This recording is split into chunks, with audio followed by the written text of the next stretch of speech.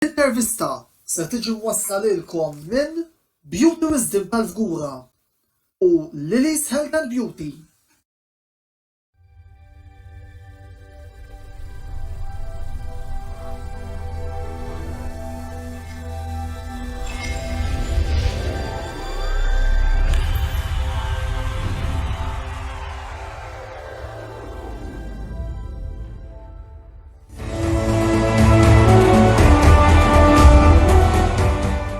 Antonello Bellesen milkom jilqakom għal-14 program mis-sensiela l-intervista. Il-program tal-lejla ser juħodna ġewwa Spanja biex niddiskutu l-klassiko li ser kollha nhar is-Sibt li ġej fid-9 bejn Real Madrid u Barcellona, kif ukoll ħanieħdu din l-okkażjoni biex nitkellmu ftit fuq is-sitwazzjoni li bħalissa għaddejjin minnha dawn iż-żewġ timijiet. Għal dan il-għan il-lejla fuq il-panel miegħi ser kolli lil Luca Lorenzo, partitarju ta' Barcellona, u l-Noel Mifsud li ġej jirrappreżenta ir-Real Madrid Supporters Club Malta. Għalissa jien se naqafaw.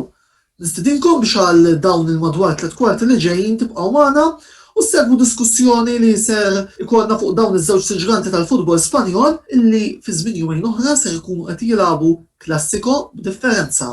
Luca u Noel merħba fil-programm l-intervista ta' din il-ġimgħa u grazzi tal-li aċċettajtu li tattendu għal dan il-programm.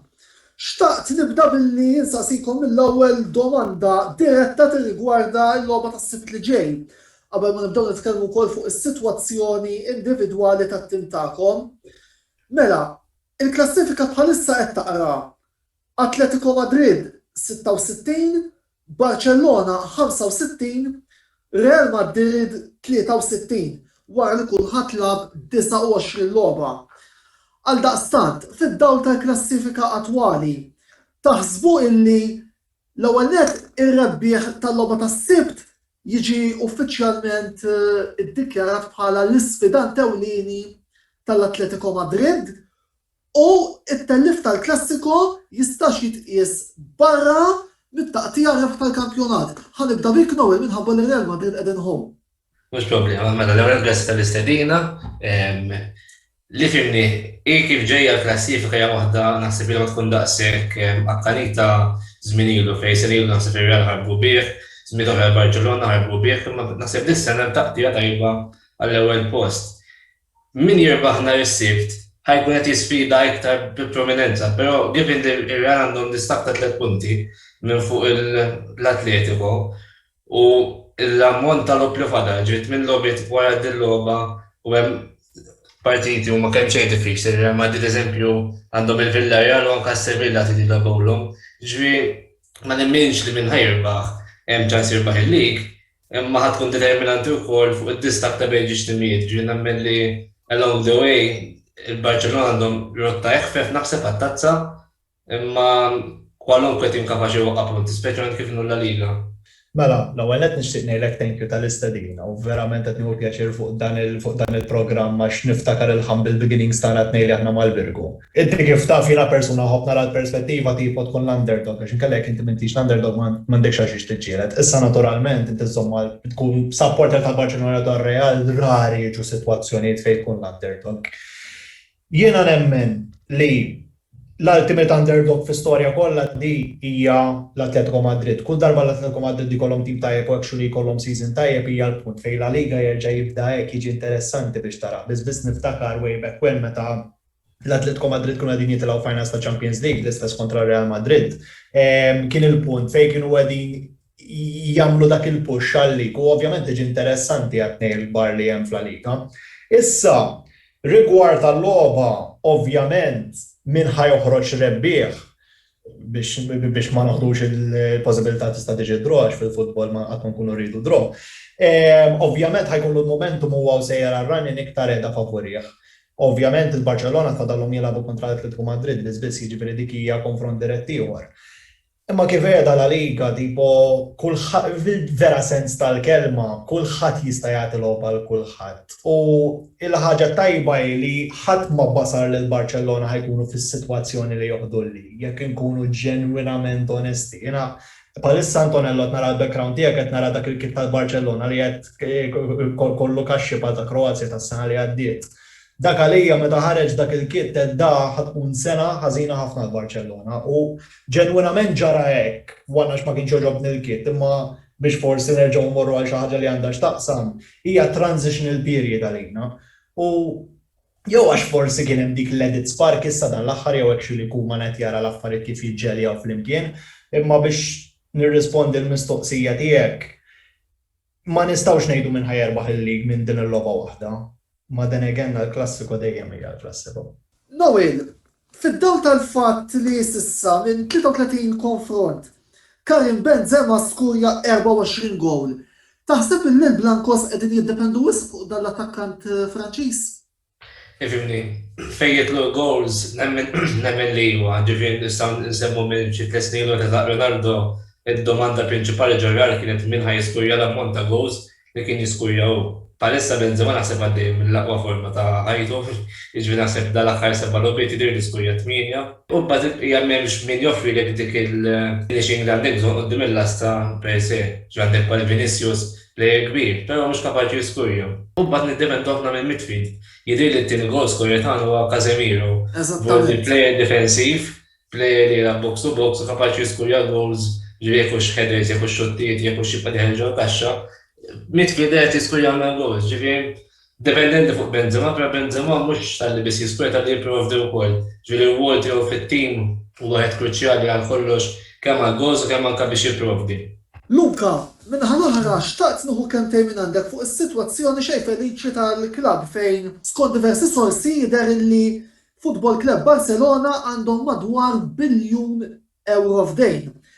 Kemm taħseb li l-President li reġa' ritorna Joan Laporta għandu biċċa xogħol kbira biex jirranġa din is-sitwazzjoni inkwitanti nistgħu ngħidu hekk? Ara fil-verità ma nixtieqx naqsam l-opinjoni fuq l-ex-president li kellna, għax kont persuna li tipo tudiranin qabel ma spiċċatela kont verament siket sal-aħħar ġurnata. Bartomeu ħoloq ħafna problemi ġo Barcellona. Jiena tip ta' persuna li in the process ma nitkellimx imma meta jiġu l-affarijiet naqbatu hekk noħroġ qalbi kollha u ngħid li ġenwinament nemmen li l-iktar ħaġa li għandna supporters tal-Barcellona jiena l-klabb u l-identità u kollox irrovina. Issa hija sens ta' nostalġija u wkoll bħala fairy tale ħafna li jaqbad jiġi Laporta biex jisalvana minn dis-sitwazzjoni kollha. Issa, inkwetanti kemm inkwetanti, xorta there's a light at the end of the tunnel, għax at the end of the day, tipo, immaġna s-sitwazzjoni kienet bil-kontra Real Madrid, inti timmaġna Real Madrid jifallu. Let's be perfectly honest here. U kolla, jekk il-Barcellona jfallu mhux tajba Real Madrid, mhux tajba l-futbol Spanjol, mhux tajba l-futbol globali in general. Issa ovvjament ma sax nitkellem minn dak il-lat għax bħalissa huwa l-iktar żmien stram fil-futbol globali naqbad nammetti. Imma jekk hemm persuna min jista' jisalva jew jdawwar is-sitwazzjoni huwa Laporta għax then again, keep in mind.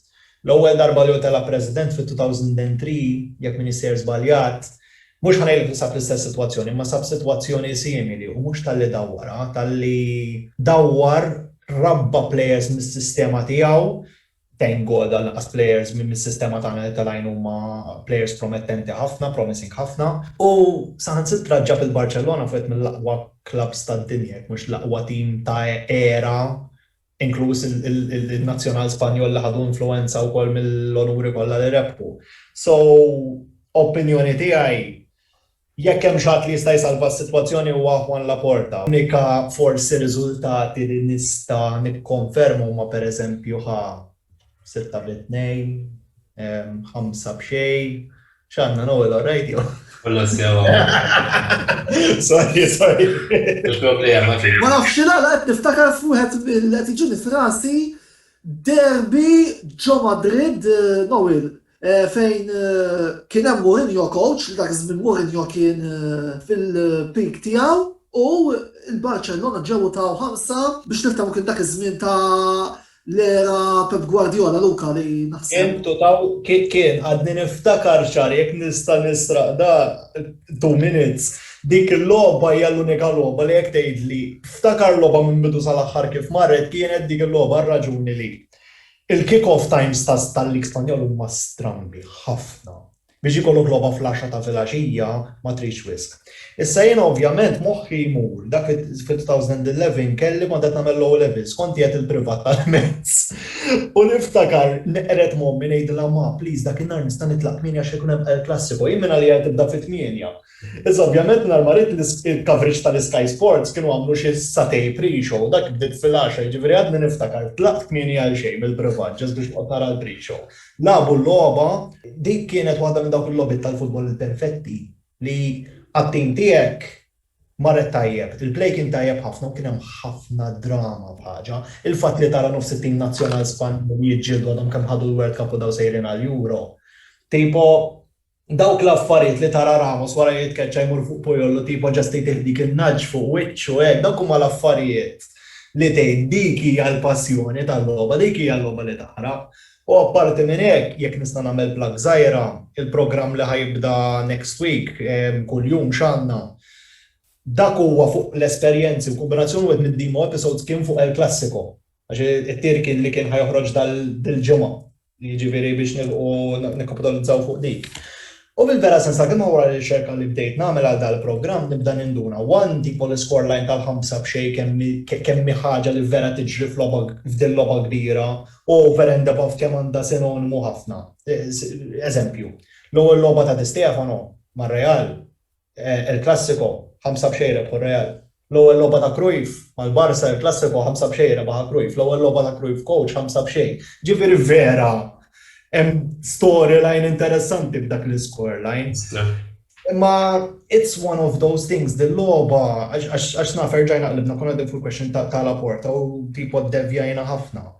Hija waħda minn dawk il-logħbiet li inti kull sena men taqbad tmur fil-kalendarju u tgħid dik hija l-logħba, tifhem? U jiena ngħid il-verità bl-impenji li għandi bħalissa tipo fil-media u f'kollox u hekk, hija diffiċli biex insib jien noqgħod bil-qiegħda u nara logħba futbol. Imma meta tiġi l-klassiku minn sajna bniedem mill-birgu. Tifhem, xorta ħanħoss qalbi tħabba ta' xi nħoss dik is-sens ta' katalanizmu. Nowil, semmejna l-iktar klassiku li kien għal-qalb Luka, issa ovvjament nixtieq li nieħu l-qampina tiegħek ukoll biex dejjem nżommu Mhux hekk u 100%. Fimni kien hemm ħafna matul iż-żmien jiena fimni naħseb li l-parti tar-Real mat-2010 jiġri għandu 24 sena għandu bil-ġurnata.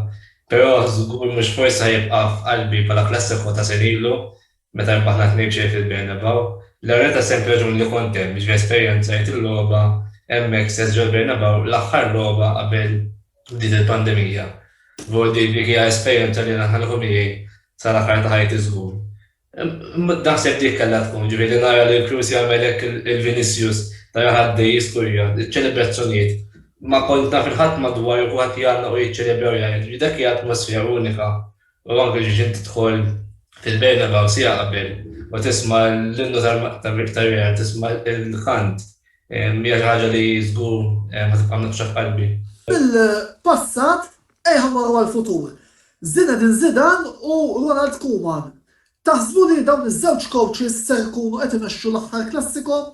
Narsib li ġej fid-dawl ta' diversi spekulazzjonijiet li qed ikun hemm anki fuq il-futur tagħhom, Luka darba ħnibda bik. Kull darba li jiġi coach jikkoachja l-Barcellona u kien ex-player, speċjalment ex-player bil-pedigree ta' Koeman li tista' tgħid li huwa cult hero to a certain extent ta' skurja l dak il-gol kontra Sampdoria. Ikun hemm dejjem feel good vibes fl-arja. Fil-bidu ma kienx il-każ. Issa da ovvjament fil-bidu għax ġi u implementa l-sistema tal-4-2-3-1. Opinjoni tiegħi personali bħala Luka l-aqwa formation ta' futbol. Then again ma mhuwiex il-formation tal-Barcellona. Imma that's until he found his feet u issa jilab dil-formation ta' 3 fuq wara biex niftehmu li actually qed trendi ċertu ammont ta' suċċess ħalli l-logħba kontra l-Valladolid għax kienet ovvjament kontra relegation side li sta l-logħba tmur kif tmur. U vera qiegħed interessa biex nara kif ħadd applika dik il-formation fil-logħba kontra r-Real. Imma fil-vera sens ta' kelma jisu kienet jisom ħodsi dal-ħin kollu. U l-problema kienet ħabba l-elezzjoni. Sa meta ngħidu l-elezzjoni kien pereżempju Victor Font li beda jekk huwa jitla ħajġib il-Xavi miegħu coach. Issa, il-problema daw sinja li Victor Font ma telax ix-xorta u Laporta kien ħajżid mod kif ħajintegra Xavi fit-tim tekniku tiegħu. Imma it's like he stuck, tifhem? U it's not, jisu fej qabel konna nejdu da ħajitla fl-aħħar ta' season jisu ħajjibqa, memx jisu ċertezza fl-arja, tifhem? It's very weird. Di mhix pas situazzjoni ta' Zidane, da li naf li pereżempju 5 riżultati jmorru kontra Real probably jista' jkun li jbidluh. Il-Barcellona hija ħaġa stramba minn meta titkellem mal-coaches, għax it's not what coach, it's what type of coach, tifhimni? Tista' timmaġina pereżempju xi coach defensive bħal jerġa' ġini Fransi Mourinho mal-Barcellona, kemm dik nafu bejn Mourinho u Barcellona ma tantx hemm delta jiġri. Għax pereżempju ħaġa li ma tantx jgħidu qed niddevja fuq għadi għax vera hija storyline interessanti jekk qegħdin insemmu l-Mourinho. Mourinho inizjalment xtaq ikun il-coach tal-Barcellona meta tkeċċa Rijkaard. Issa, saħansitra kien għamel presentation u write-up kollox għalkemm ma rippreżentaħħa Laporta. Laporta ddeċiedi li jażel il-Guardiola. Issa l-punt hawnhekk ta' Mourinho li flok li għal m'hemmx tagħmel win some lose some actually imbena ċertu rabja fih. X'faħar mill-aħħar ifhem. Mourinho beda l-karriera tiegħu ġo klabb kbir mal-Barcellona l-assistent ta' Bobby Robson. Eżatti. Issa, saħansitra di ħaġa sta konfermanti Antonello. Ħafna nies jgħidu li il-semifinal kontra l-Barcellona li labu l-Inter meta ħadu Champions League kienet l-audition ta' Mourinho lir-Real. So, dik hija jisu l-istorja tagħha. Imma again, it's the type of coach. Eżempju timmaġinaw Simeone mal-Barça. Ma baden timmaġina l-Klopp mal-Barça. Mhux mill-istess tipo template huma per se li l-high energy u high intensity jaqta il-defensive. Imma but it's the type of coach. U jiena nemmen li l-unika għażla loġika biex ikun wara Koeman huwa Xavi. Imma then again taf l-iktar nippreferi li Xavi jkun in-number 2 ta' Koeman u mbagħad iċ-ċiklu it's natural progression, għax at the end of the day, da mhux jisek qed tgħid ħataqbad u tmur tara fl-Italja tara Allegri għall-argument ser tajbu taqbad tgħid Allegri l-coach tal-Barcellona. It doesn't work that way. Hija stramba ħafna. Ir-Real huma iktar flexible f'dawn l-affarijiet, granted għax kellhom iktar managers milli kelli episodji ta' Tek Tek Tok fl-ewwel aħħar ġimgħatej, ma flexible. Luka. Aħna fil-rigward ta' managers l-istorja waħda sewwet jiġifieri kellna ħafna managers speċjalment l-aħħar 10 snin ġifieri bejn kellek tinsa l-ġurnata kellek il-Benitez eżempju għal 6 xhur u ħadd jinsa li kellek il-Lopetegui u l-Solari. Fuq Zidane nifhimni Zidane naħseb huwa kartun u li lajn tlaqas Luka ma jista' nipprevedux ħajjagħmel għadha. Jiġifieri meta dan rebaħ 3 Champions League żinfila telaq issorprenda d-dinja kollha żgur mhux forsi ħadd l-ebda media ma kienet kellha arħijiet li ħajtlaq Zidane. Fuq dis-sena ma nistax ngħid ukoll. Kif jitkellem fuq ċertu intervisti jtik xi fehmni mhux ħajamel sena oħra jista' ma jisuħol ta' naqa' maħruq ħafna u anke mal-media kellu xi jgħid milux ħabba l-mod ta' kif qegħdin jissottovalutaw it-tim ta' Real. Ukoll ħajkollna ir-Real għandhom l-elezzjoni dis-sena tal-President. Voldi ma nafx ngħidlek jekk hux ħatkun punt fuq min jirbaħ jew li naf li llum l-kandidat ta' kontra Perez semma li ma jirċil Zidane diġà. Però ovvjament ma nistax naħsbu Perez x'għandu f'moħħu nafu li Perez iħobbu l-Zidane li kieku naħseb ġakeċċieħ ta' season meta tqis li bdejna ħażin fil-lig tinqala fil-Coppa del Rey kollox. Però nemmen li Zidane jekk jingħata l-players li jixtieq għax nemmen li plejer kbir hemm bżonnu, nemmen li jibqa' sena oħra, però kif qed ngħidlek ir-Real illum mod ħada mod, ġifieri anke bħal Solari, nimmaġina kien tkeċċa ċubbhom, insa li kien qala minn kollox, però meta daħallu bħala manager kellu sitwazzjoni ħażina fejn l-impatt ta' Ronaldo kien għadu jinħass, imma mbagħad daħal Zidane bħala caretaker għal dak il-komplement tal-istaġun. Ġifieri kollox jiġri maġġel fir-Real naħseb jien l-istess mod jiġri meta tkeċċa Ancelotti. Min imkien tkeċċa Ancelotti u r-Real adattat manager ġdid. Kemm jinkwitawk ix-xnijat li qed ikun hemm rigward Zidane u l-Juventus is-sena d-dieħla pereżempju. Naf li qed jissemma il-medja Taljana. Il-medja Taljana u speċjalment dik ta' Turin hija waħda tispjekola ħafna, tispjekola naħseb b'interess li tattira n-nies leha. Niftakar ġu kien gazzetti Italjani xi darba prevedew li Messi Ronaldo u ma xmik taħekum mal-Juve. Vodi l-medja Taljana tħobb tirrapporta u tispjekola. Però li Zidane jispiċċa mal-Juve ma tantx nemmina hija possibilitax. Ifimni, l-ex-player tagħhom il-flus jitkellmu ħedhom ukoll ma għax jisu ċertu managers fl-Ewropa. Jidher li Zidane mhux imħallas daqs eżempju Simeone xi 45 miljun fis-sena, Koeman xi 35 miljun, Zidane għadu b'20. Ġi jaf xi darba da jfettu li jqajjem li huwa mhux imħallas għalkemm qalli jagħmel.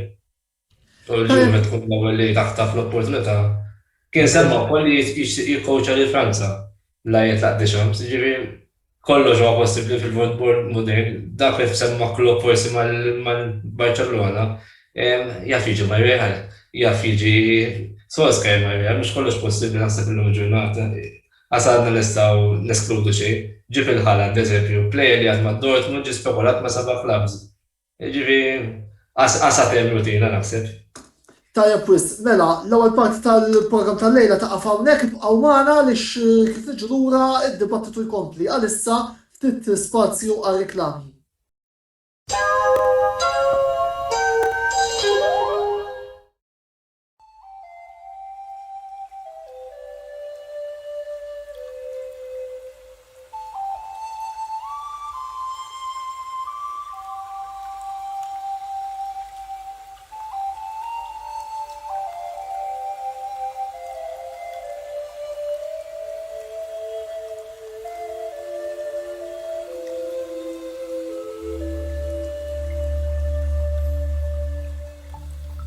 Beauty Wisdom tal-Fgura għall-aħjar prodotti u servizzi ta' sbuħija.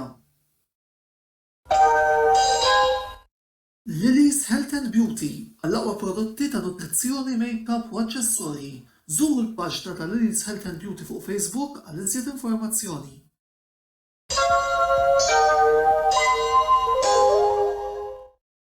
Merħba l-ura t-tini parti tal-program l-intervista, il-program l-bord editoriali ta' Antonello Sports Blog qed tella kull ġimgħa fejn tiddiskutu diversi argumenti sportivi minn ġimgħa għall-oħra. Illejla qegħdin nitkellmu fuq il-klassiko bejn Real Madrid u Barcellona, logħba li ħadd intlab nhar is-Sibt li ġej fid-9 ġewwa Santiago Bernabéu ta' Madrid. Illum qegħdin miegħi Antonello Abela kif ukoll mal-mistednin tagħna li huma Noel Mifsud mir-Real Madrid Supporters Club Malta u Luca Lorenzo partitarju ta' Barcellona. Domanda li bla dubju nixtieq insaqsi l-lejla titratta s-sitwazzjoni kontrattwali taż-żewġ leġendi tal-klabs rispettivi bħalma huma insertaw ukoll iż-żewġ kaptani, Sergio Ramos ta' Real Madrid u Lionel Messi ta' Barcellona. Kif qed taraw is-sitwazzjoni li tirrigwarda l-plejer tal-klabb rispettiv tagħkom u kif taħsbu se tispiċċa jibqa' ma jibqax? Fil-kas ta' Sergio Ramos għaw ħafna xtijat u l-lajta prinċipali li għadha d-dejja hija li qed jagħmel ċertu domandi ta' flus, issa kif nafu r-Real huma naqas ċerti fejn jittu ċertu pagi meta tilħaq ċertu età, ġifieri meta issa li Ramos laħaq 35 sena, hija normali sa il-legat tar-Real li taf ħafna iktar bil-pagi. Mid-der Ramos jixtieq iktar u r-Real mhux ħaqqithom mill-aħħar negozji li saru. At the end of the day, namel li t-siru ċertu movimenti għall-attenzjoni u għol, ġumma nemmiex li Ramos hemm xi bad blood bejn u bejn staff, bejn players u bejn president. Nemmen at the end of the day ħajibqa, mux għattur li nemmen jgħamil sena sentejn oħra, pero naħseb diħad izvolġi Ramos jibqa. Ma nemmiex li mux imkien jgħor, jiġu kellu jitlaqħajmu l-Amerika, ximkien il-bot minn l-Europa. Pero nemmen li jiflaħ jgħamil sena sentejn oħra maħna, u bat nimmaġni li ħabbi jitlaq ukoll fejwej xira bil-ground minn nies mhux ta' ground tal-Covid biex niftehmu bojt u l-leġenda jitlaq ekku. Sorry, għax kont għadni emozjonat għax iżomni vera mbikkem il-ħaġa Sergio Ramos jista' jmut bil-ġuħ. Ja ngħid il-verità. Dil-mistoqsija ta' Messi tista' tgħid kważi bnejt karriera fuq il-medja minn nirrispondija u dejjem il-mistoqsija dejjem ir-risposta tiegħi hi le. Mhux se jitlaq. Għal raġuni li kif għal Noel, Meta tiġi s-sitwazzjoni tal-età, dawn il-qlajiet kol dejjem jibdaw joħorġu, speċjalment Messi meta għandu l-kontrakt basikament tiegħu hija minn sena għal sena. Issa, l-iktar sitwazzjoni li deret li kienet evidenti li kien ħajitlaq kien da s-sajf. U jiena dejjem kont ngħid li mhux se jitlaq. U jekk ħajitlaq issa, mhux se jitlaq wara. Issa, again, President li għadu kemm ġie ġdid, Juan Laporta, da jibni proġett madwar Messi. Issa nkunu realistiċi, Messi fil-vera sens tal-kelma kemm fadallu seasons jelab regolari. Forsi 2-3 jekk nkunu qegħdin niġbduha ħafna. The challenge now is to build a team around Messi. Imma then again biex ma tkunx dipendenti fuq Messi, ħaġa li kemm il-darba rajna dan l-aħħar, sa don't get me wrong, jiena mhux qed nippretendi li nhar is-sibt Messi ħajaqbad il-ballun jaqbad jitribilja ma' kull plejer ta' Real Madrid u jaqbad jiskorja gol waħdu, tifhimni?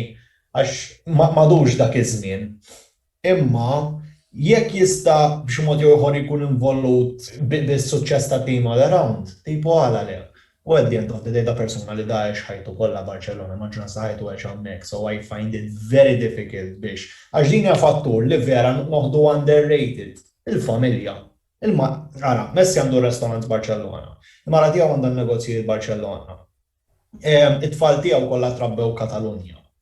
Is-senti meta għandek tifel pereżempju bħal mumma ta' Messi li kollha żgħar taħseb li hija tmexxihom u taqbad toħodhom għall-argument l-Ingilterra f'Manchester, la probably jmorru Manchester City. The human resources element of it is very underrated f'da kollu. Għax dak li jkun jgħidu hija daqskemm qegħdin jaqalgħu flus tagħmlu jridu. No, it's not always the case, tifhimni.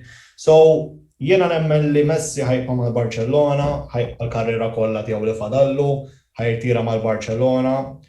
U s-sekonda li Messi jirtira, ħaniprofa nkun fil-Camp Nou biex ngħidlu thank you tal-memorji sbieħ.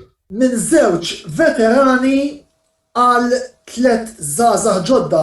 Noel, Real Madrid qed jippruvaw itellaw diversi plejers żgħażagħ fosthom Rodrigo, Vinicius Junior u Federico Valverde biex ikun semmejt 3 minn dawn. Kemm taħseb li plejers bħal dawn li semmejt jistgħu jkunu l-pedamenti li fuqhom ir-Real jistgħu jibdu ċiklu ieħor rebbieħ fil-futur? 100% nemmen li kapaċi jkunu ċiklu tim fil-futur tal-Real. Inti semmejt 3 li huma forsi prominenti li iktar li jidru. Ġifieri meta ngħidu Vinicius huwa wieħed naħseb li iktar magħruf minnhom il-3 fejn għandek li jidru Rodrigo tnejn tekniċi, tnejn tajbin bil-ballun, tipiku Brażiljan biex niftehmu Valverde għandek midfielder esplosiv li jagħti qalbu fil-ground. Però titqis li Real mhux dak biss, Real għandhom bħal Ceballos għandhom Odegaard li tnejn mal-Arsenal dak huma plejers tar-Real. Għandek Reguilon li qatt ma Tottenham biss biċ-ċansi jsir xuh lura. Għandek il-Kubo, għandek il-Renier. Real għandhom ħafna resource fejtlu players.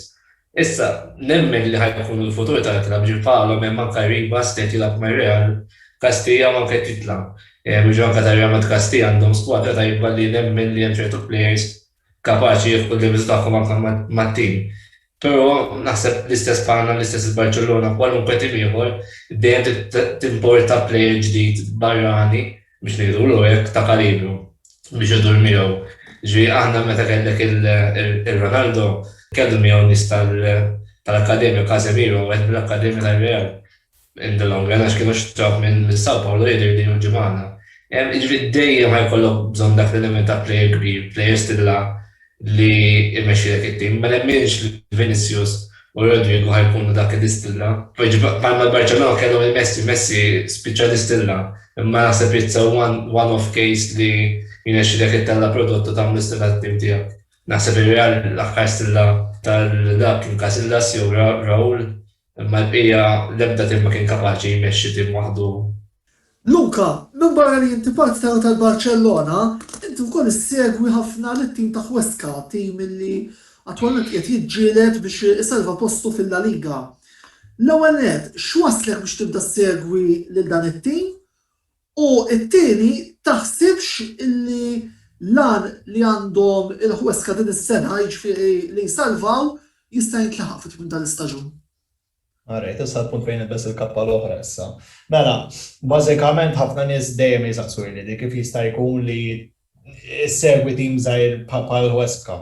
Issa, dak long story short, fil-2017 jiena deċidejt meta konġu ma' Barcellona qed ħanaqbad it-trejn numru waħda Huesca għar-raġuni li ara jien mill-Birgu għal min ma jafx li ġa semmejta fil-bidu. U palma jaf Antonello aħna l-Birgu fuq xi aħna mġiena fuq qaddis tagħna San Lorenzo, kollox għandu x'jaqsam ma' San Lorenzo mmorru. Saħansitra mill-Birgu li jsegwu l-futbol Arġentin ġasta xemm mis-San Lorenzo. Nixtieq nieħu l-okkażjoni wkoll biex nissa ftit momenti u nsellem lill-Kumitat ta' Vittoriosa Stars li jien nistajt ukoll għamilt l-istaġun 2013 u 14 magħhom fosthom il-President Erskin Vella u s-Segretarju is-Sur Lorenz Sejkel. Da fi-2017 qbadtu mort Huesca, sajna qbadtu qsam nof Spanja, għax fil-verità taqsam ma' Spanja biex tmur Huesca, biex ġast immur nara knisja. Issa di se tkun magħluqa knisja u se tkun l-ar ġurnata f'ħajti, ma però ġast biex immur nara knisja San Lorenz. Minn hemm bajt insegwi t-tim. Incidentalment dak kien is-season l-ewwel darba telgħu la Liga. Minn hemmhekk Settembru ta' wara mort fil-Camp Nou biex nara l-Huesca kontra Barcellona u kienet vera ġurnata surreali għax il-Huesca għandhom it-tajża mal-Barcellona xi jilagħbu bil-Blaugrana għax kienu jużaw il-kittijiet tagħhom qabel. U kienet feel good factor plus li tara persuna Malti li bes ta' Barcellona bandira ta' San Lorenz fideh, il-supporters kollha bdew ma kellux jafu se jabdu jagħmlu. Minn hemmhekk ġejt in contact mal-persuna li juħsib il-klabb tal-Ingilterra, Diego Pasquer. U issa ranġanna biex 2020 qabel ma kien il-pandemija konna din mistednin Huesca bħala guests tal-klabb, jiġifieri kellna tur mas-City, tur tal-Stadium, labna fil-ground, kienu għadhom kemm lab logħba, kombinazzjoni, għadna fid-dressing room tajnihom tapestrija ta' San Lorenz biex jiżommu fid-dressing room. U dik it-tapestrija ħadmet għax wara dik il-żjara ħadu l-link. Għasu ma jafu kif għadu l-lik, to be fair. U issa din jilabu la Liga. Incidentalment waslet biex Novembru l-għadda ftaħna il-Leslie Huesca Supporters Club Malta li jena president tiegħu. So bħalissa f'Malta hemm Real Madrid, Barcellona u Huesca għandhom il-Supporters Club.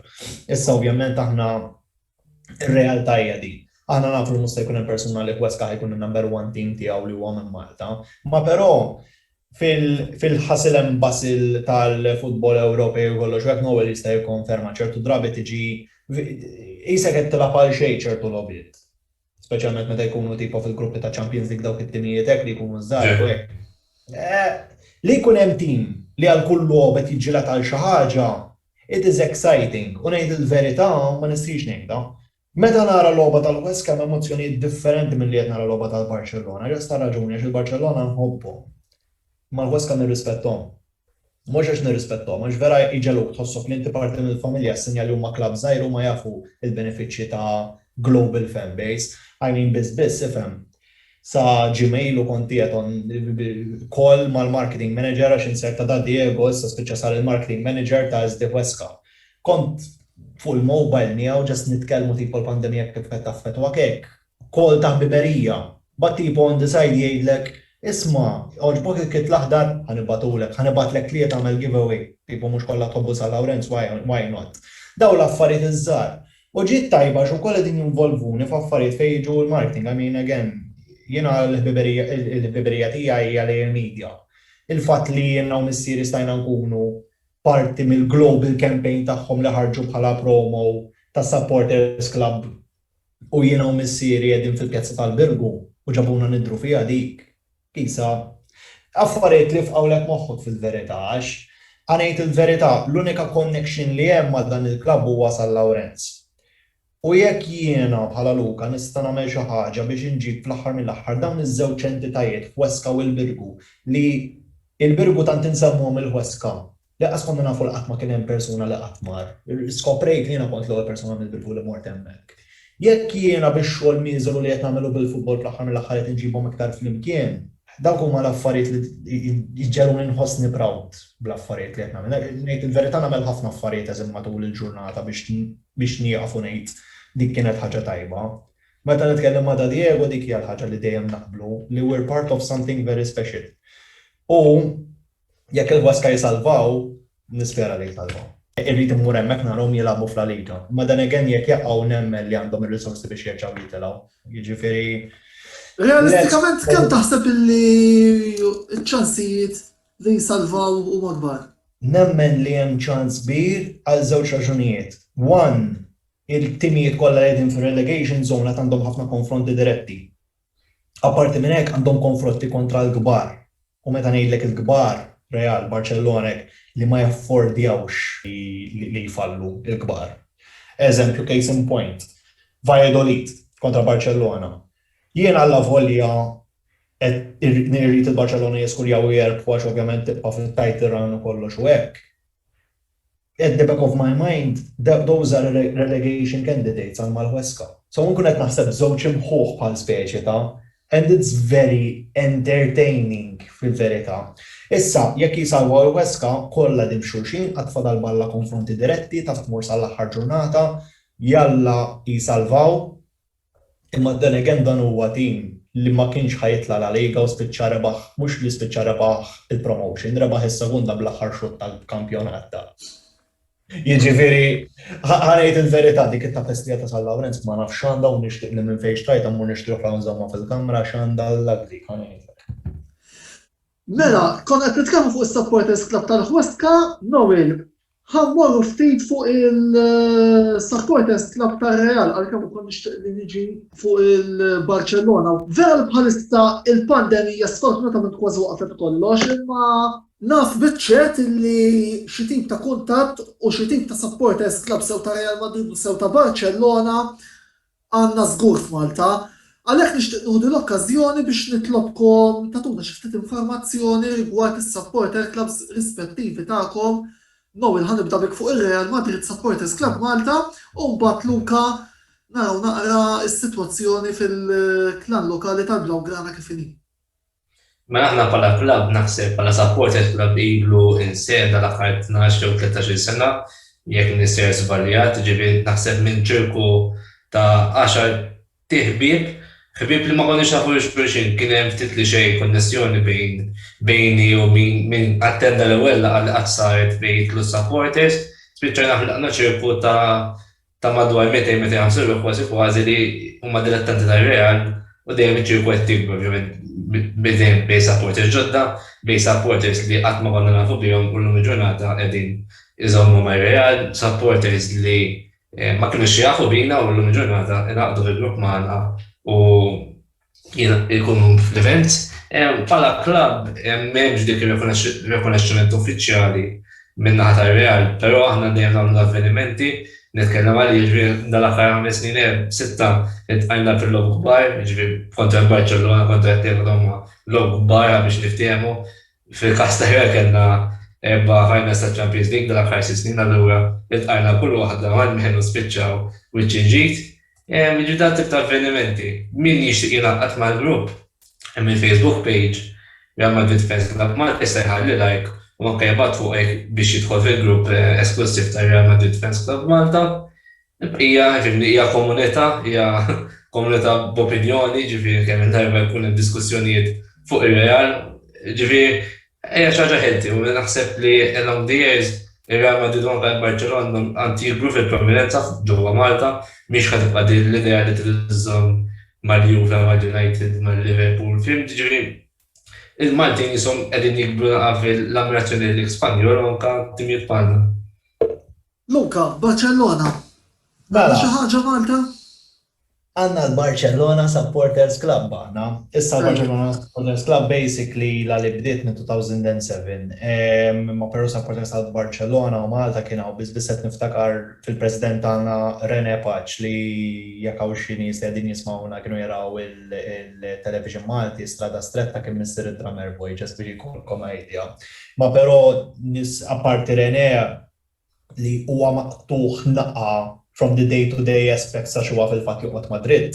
Għandna wkoll ħafna nies qegħdin jagħmlu xogħol tajbin, pereżempju Malcolm Sakko li joħsib il-Facebook page u naturalment jiena nikkomunika ħafna miegħu għax meta jkunu jilagħbu l-Barcellona mal-Huesca dejjem naraw kif ħanagħmlu xi affarijiet bejnietna.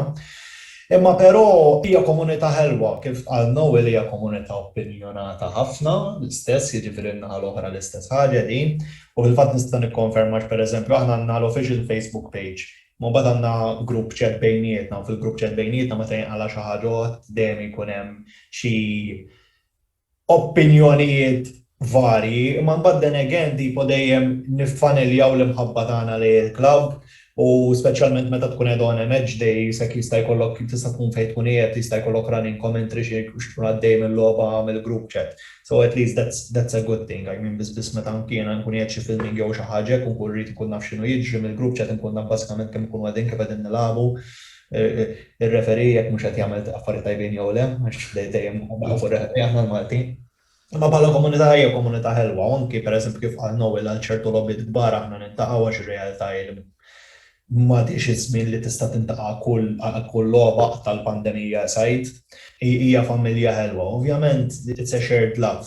Alla volja ngħid il-verità, u naħseb Noel jista' jaqbel miegħi. Li tkun supporter tal-Barcellona tara logħba tal-Barcellona ma' grupp supporters ta' Barcellona oħra lanqas jien l-ewwel darba li ġrat li kienet vera weird ħafna. Li sinjalli inti qed fil-minoranza tal-futbol. Jien niftakar żmien. Qiegħed ġobar u qegħdin jilagħbu Barcellona kontra Atletico Madrid. U jiena dort lejn tal-bar u qedlu isma' tista' taqlibha fuq il-logħba Spanjola qalli ma nistax, qedlu għaliex, qalli għax hemm il-futbol Taljan, qedlu x'hemm logħba, qalli hemm l-Ispal kontra l-Cagliari.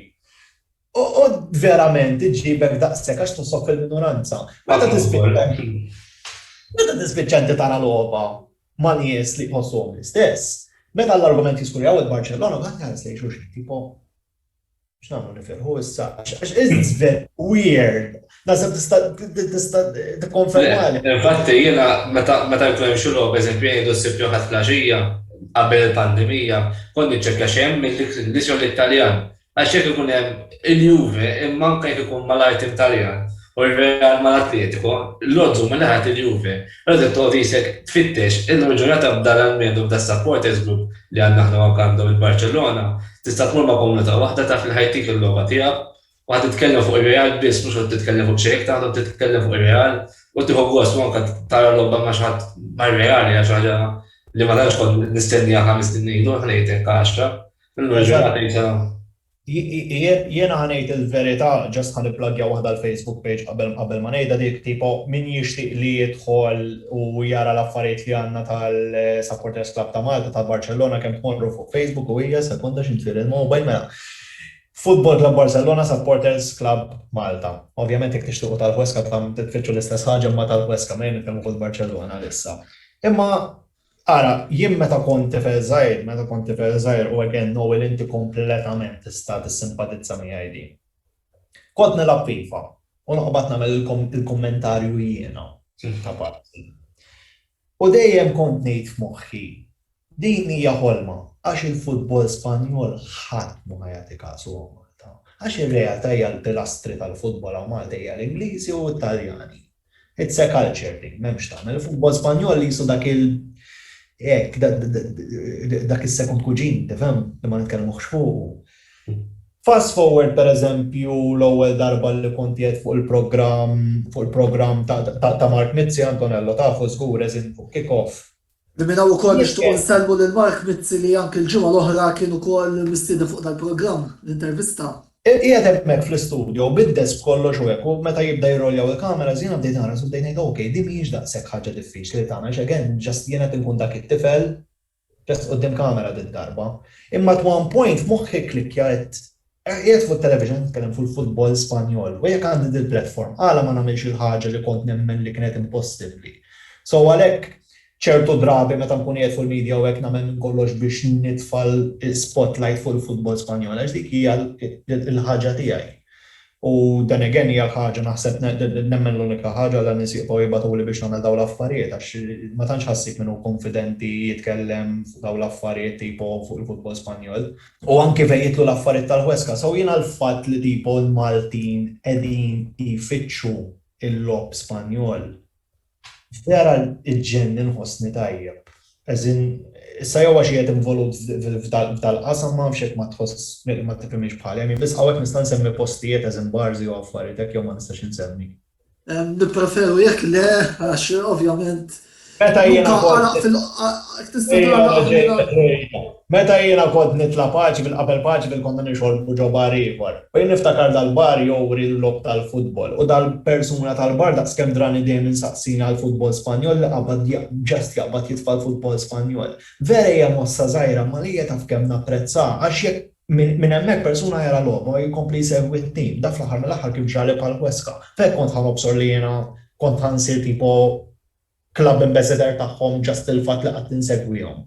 So anything is possible. Tifhem il-fatt li l-prova tal-La Liga qed jikber u who knows, forsi jkollna xi delegat tal-La Liga daqtaw Malta għax taħt il-kappa ta' Franza tagħmel ġas biex kunu tafu. Jalla l-ġid. Fl-aħħar net nixtieq insaqsikom żewġ domandi u rridu tweġibha fil-qosor għax il-ħin wasal biex jiskadi. Mela, għalfejn nhar is-sibt id-dilettanti tal-futbol għandhom isegwu El Classico u d-domanda klassika kif taħsbu li se tispiċċa l-logħba. Noel, Marta ovvjament ir-Real Home. Mela ifimni għalfejn għandi aktar l-ewwel net il-klassiko, il-kelma waħda naħseb hija l-ikbar logħba mundjali fil-futbol. M'hemm l-ebda futbol rivalry fil-futbol li huwa ta' kalibru daqs il-klassiko. Għandi aktar wkoll ovvjament għax naħseb qatt ma kien daqshekk riċċoli fit-taqtija tal-lig, forsi kien hemm żmien ovvjament ma naħseb żmien riċenti għalmejn xi ħaġa pożittiva li naraw anke ilin mill-pandemija. Nista' ninteħu il-plaġija fid-disa, ninteħu naraw il-klassiko. Fejn rigward ta' riżultati fehmni, niddejaq jien nagħti riżultatu ma jkunx minnhom ma ir-Real għandhom jirbħu biskor ta' 2-1 3-1 eżempju. Dik hija predizzjoni tiegħi. Luka? Ħanejt eżatt l-istess ħaġa jiġifieri spoiler di ħadkun kif qed fuq x'għandna sa meta joħroġ l-episodju joħroġ. El Classico men, żewġ istituzzjonijiet tal-futbol globali għandek mod ieħor dejjem jikklexxjaw. Din hija l-ikbar logħba tal-futbol li ma tistax li mhijiex għal tazza biex niftehmu. Għaliex ma taraħħiex, il-mistoqsija mhijiex għaliex għandek għalfejn tara, għaliex mhux se tara, għax din hija tipo jekk tħobb il-futbol waħda minn dawk il-logħbiet li inti trid tara minn kull sena. Min jizom mat-timiet rispettivi, tipo ovvja ħatħoss għalbek tibda tħabbatna iktar viċin ma jasal il-kickoff. Imma l-kull supporter tal-futbol, men jekk ma tarawx il-klassiko xedin tagħmlu, ma tantxem iktar affarijiet li nista' ngħid, għalhom Nobel ukoll jiġifieri. Ma però għala riżultat jelbu l-Barċellona. Ma nistax nagħti skors, nagħti duwan mhux xorta, mhux laqgħu li jelbu l-Barċellona. Le. Ok. Ħajbħu l-Barċellona, wieħeb xejn logħba sħiħa xejn b'xejn fin-95 minute jispiċċa jkun hemm xi deċiżjoni li ma tmurx favur ir-Real fakket. Probabbli fimni. Dak oriżmu li qbadtu bħalissu. Penalti l-aħħar sekonda u niskurjaw. Mela, ħanala jiena ovvjament mill-lenti ħanuża l-kelma neutrali. Jiena meta jitilgħu il-kalendarji tal-futbol huma tlieta il-logħbiet li nkun qed infittex u nimmarka fid-djarju iżjed mill-logħbiet l-oħrajn bħala l-iktar tliet logħbiet li nkun qed nistenna. L-ewwel waħda ovvjament mhux xi sigriet hija l-logħba bejn l-Inter u l-Milan. It-tieni logħba Liverpool Manchester United u t-tielet logħba hija El Classico. Għaliex? Għaliex hija logħba li żewġ timijiet li ġeneralment dejjem iwedu u spiss joffru spettaklu. U dik hija raġuni għalfejn il-partitarji neutrali għandhom nhar is-sibt fid-disa jinġabru quddiem l-iskrin tat-televiżjoni u jaraw dina il-partita. Previżjoni. Ma nafx nara qiegħed nara riżultat ta' 2-2 jiena. Imma Hija possibilità. nemmen u nistenna li se tkun logħba mill-iktar ikkumbattuta. Grazzi lil Luka u lil Noel ta' diskussjoni interessanti illi għajmu f'dan il-programm tal-lejla, kif ukoll grazzi lill sponsors tagħna illi huma Beauty Wisdom tal-Fgura u Lily's Health and Beauty. Finalment grazzi wkoll lill-assistent tal-produzzjoni Mark Xkembri illi ta' kontribut biex dan il-programm jittella. Bil-ħaq, Mark il-ġimgħa d-dieħla se jkun qed jinforma parti mill-panel flimkien ma' żewġ mistednin oħra li ser nikkonfermaw fil-ġranet li ġejjin għal programm illi fih ser nitkellmu dwar żewġ logħbiet jaħarqu ħafna li ser ikollna mis-Serje A nhar il-ħadd 18 ta' April, Atalanta Juventus u Napoli Inter. Qabel ma nagħlaq infakkarkom x'tkomplu seguna fuq il-medja soċjali kollha tan-netwerk tagħna, il-link se tarawhom fis-sigla finali. Sakemm nerġgħu niltaqgħu, Antonello Bella jsellmilkom u jagħmel appuntament magħkom għall-programm l-intervista tal-ġimgħa d-dieħla. u ħsieb.